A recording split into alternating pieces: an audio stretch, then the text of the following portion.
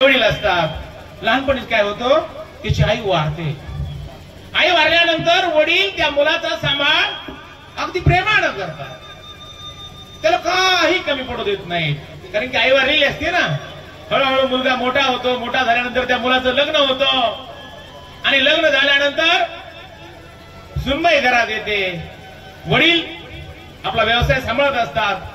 नंतर ते काय करतात, मुलाचं लग्न झाल्यानंतर सगळा व्यवसाय असेल तो मुलाच्या हवाली करतात आणि मुलाच्या हवाली केल्यानंतर थोडे निवांत होतात, रिलॅक्स होतात। आणि अधूनमधून घरामध्ये आल्यानंतर सुनबाई थोडीशी कुरकुर करायची, वडील ऐकून घ्यायचे। एक दिवशी असं सहज वडील घरी आले। बरेच लोक म्हणायची तुम्ही दुसरं लग्न करा, दुसरं लग्न करा। मुलगाही कधी कधी म्हणायचा पप्पा तुम्ही दुसरं लग्न करा, पण ते म्हणायचे नाही रे, माझ्याकडून मी तुला कुठं कमी पडलो नाही ना, मला नाही करायचं दुसरं लग्न, तू आहेस ना मला बस। आणि एक दिवशी असंच घरी वडील जेवायला आले। जेवायला आल्यानंतर सुनबाईनं जेवण वाढलं। वाढल्यानंतर सहज वडिलांनी विचारलं, सुनबाई अगं थोडस दही आहे का? सुनबाई म्हणाले नाही, आपलं दही आताच संपलंय।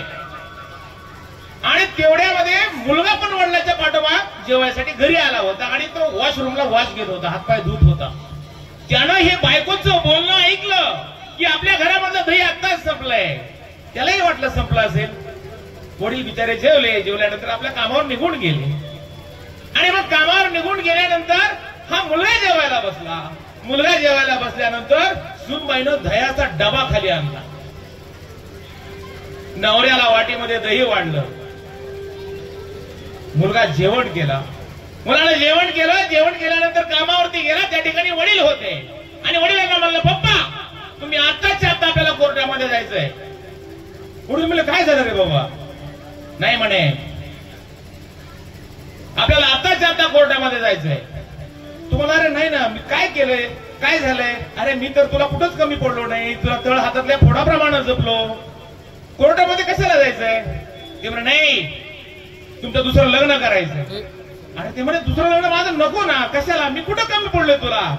नाही म्हणले तुम्ही नाही कमी पडले, मला तुमचं दुसरं लग्न यासाठी करायचंय, मला दुसरं लग्न तुमचं वाटीभर दह्यासाठी लग्न करायचंय। कशासाठी लग्न करायचंय? तुमच्या वाटीभर दह्याची सोय व्हावी यासाठी मला तुमचं दुसरं लग्न करायचंय।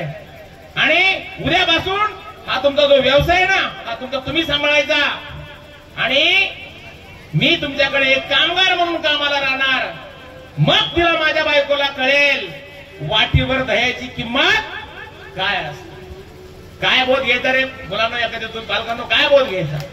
अरे आई वडील हे खूप प्रेम करतात रे आपल्यावरती।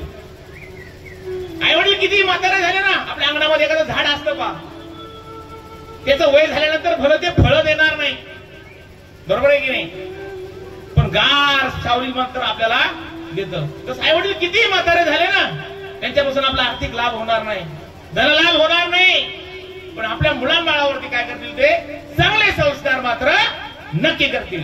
मला या ठिकाणी बोलवलं त्याबद्दल आपल्या सर्वांचे खूप खूप